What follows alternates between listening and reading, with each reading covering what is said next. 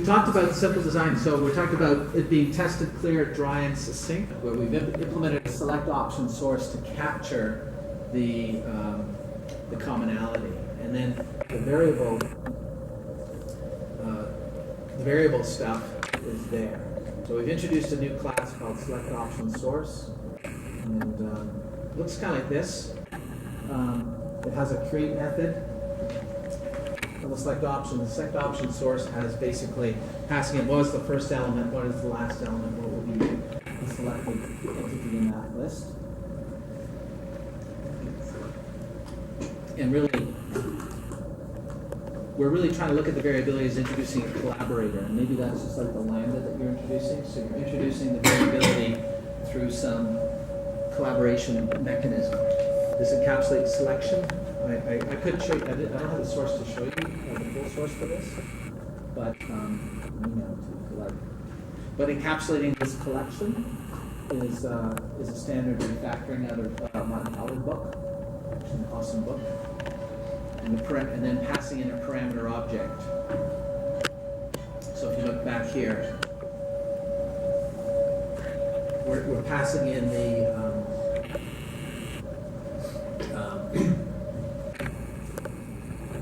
where is the parameter object? Yes, so this months here is a parameter object being passed into the select option source. So I find that, another smell here is sometimes primitive envy, where you see primitives being passed all around. Don't you hate that? You see big long lists of ints and bools and stuff being passed around.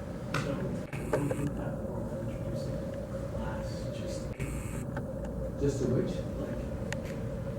I gotta say, I'm shocked by this. I was expecting one helper method to do what is done with two classes. Mm-hmm. I have no idea what their classes imply. Removing duplication. But I can remove duplication of that. So it's just one way to do it. And well, one thing I do find that there's a lot of resistance to adding new classes, and to me, I think it's like I don't think twice about adding a new class. Like, to me, adding a new class is not conceptually a whole lot bigger than adding a new method. So the only argument I would pose against adding a class is that class feels opaque. Like when I see select option source, I was like, can I see that? Like that's like I didn't understand by the name or what exactly it was.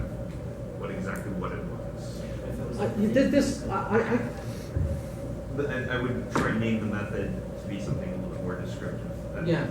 So it's being used as a parameter object to encapsulate the first and the last and the selected, right? Yeah.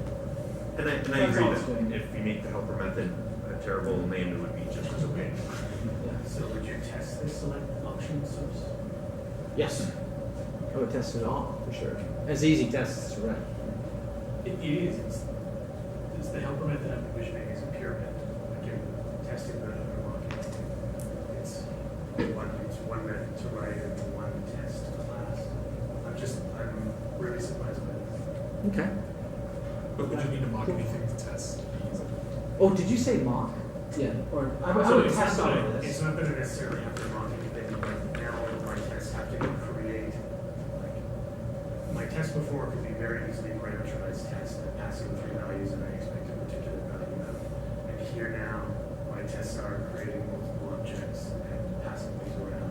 You're right that there isn't actually anything to mock, but it just the system you've designed here seems significantly more complex. That's all. Who is John? I know, and that's.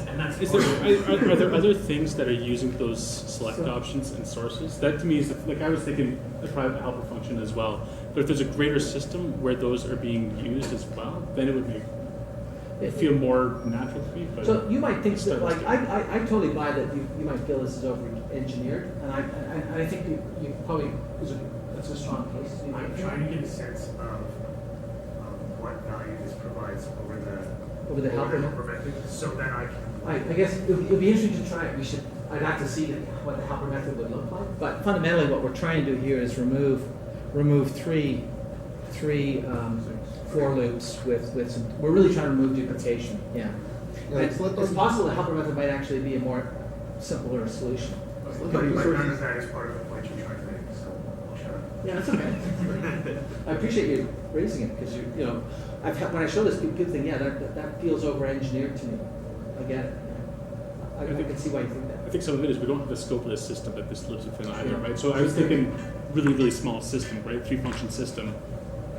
New classes are over engineering, but if it was part of a really, really large, complicated system already, 2 new classes. Yeah, I found as I've kind of gone down, I've been like in this Agile world for about 10 years, and I found that my threshold for small classes has, like using classes, has dropped. Like I have classes that are like 10 lines of code. It doesn't bother me at all, right? If they make sense, right? So to some degree, I think we have this built. You know, I think maybe the helper. So just the counter argument, I guess, would be helper method might be simpler. On the other hand, I think people have a hesitancy to introduce new classes. Like it seems like a big deal to create a whole new class, right? And I don't think it's that hard. Like I think we got to get over that and just say classes are cheap.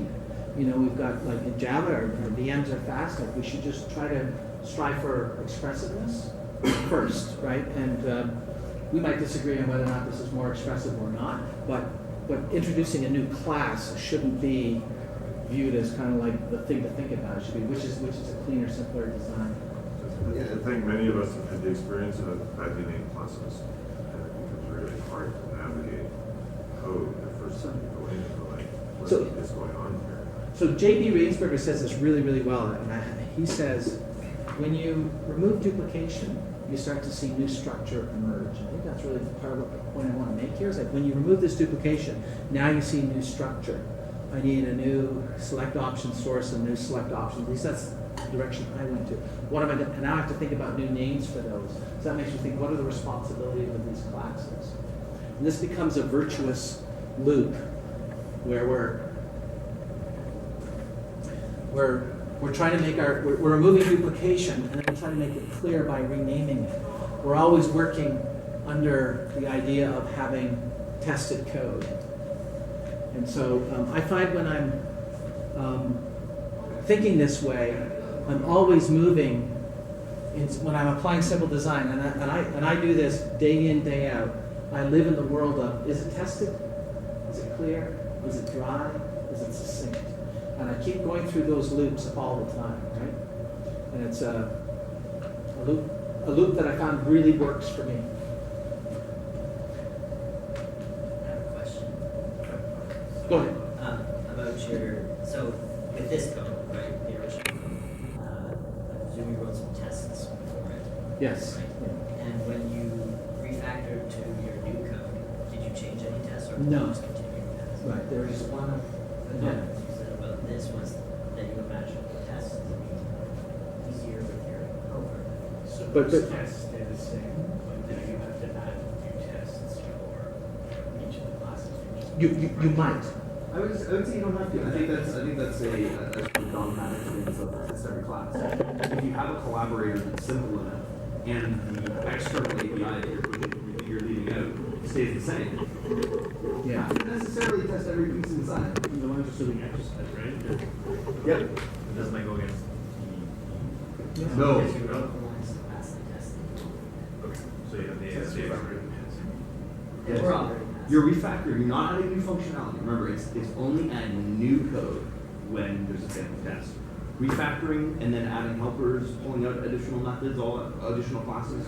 As long as your test surface covers all of that, then you're okay. So how far are you comfortable taking that? Suppose I had option, what was it? Select options. Suppose you had that, and the create method used to be class you wrote, which used to be class you wrote, which used to be class you wrote. How far can we take this before we decide that we need to test on these?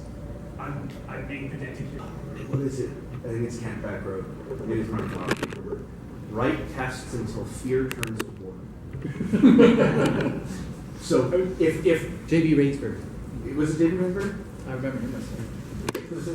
So, but what I would say is that if I have that, like when you described that chain, by the time you got to about the third or fourth, I started feeling fear.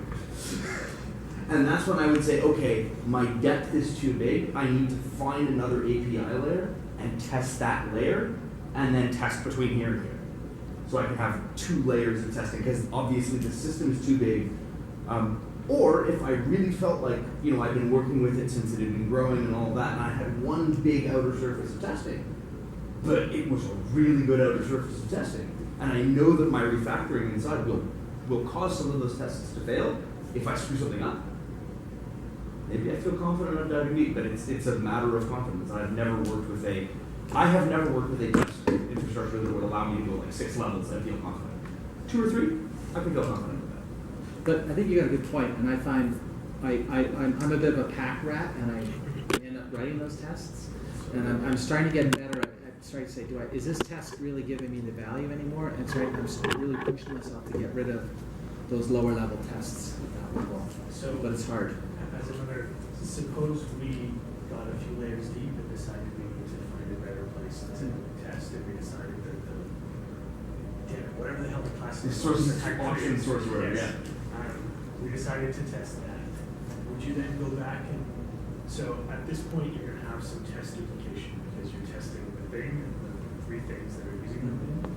And would you go back and remove that as well? Like how much of this? I would, this is a toy example, but like one thing you might notice here, I don't want to keep people like this new select options here. This is actually a bit of a smell in itself, right? Because I'm doing something, right? Like I should maybe pass that in as a parameter. That might change the whole way I test it now, right?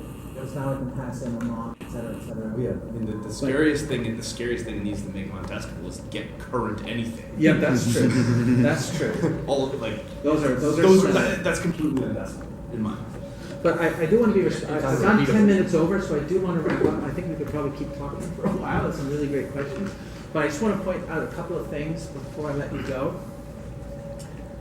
So single responsibility principle, which is really the succinct part of it. So think about minimal, succinct code.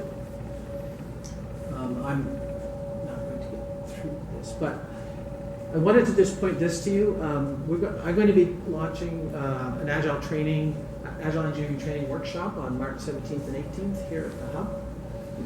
And that's the link. It's Agile engineering training, Kitchener-Waterloo. It's the bit.ly link. And What's that Hungarian stuff again? Yeah. That's true. That's the way my wife does passwords. She drives me crazy. And if you put P2P in there, you get 10% discount.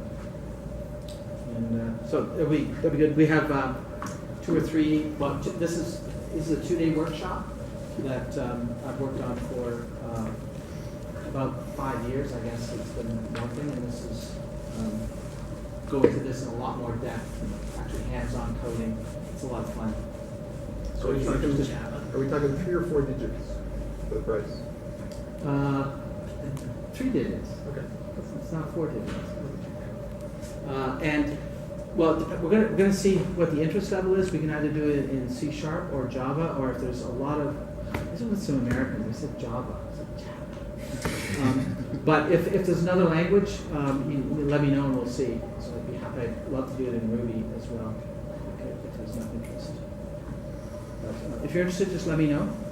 Well, you can sign up there, or ping me if you have any questions on it. You can get my card. And that's it.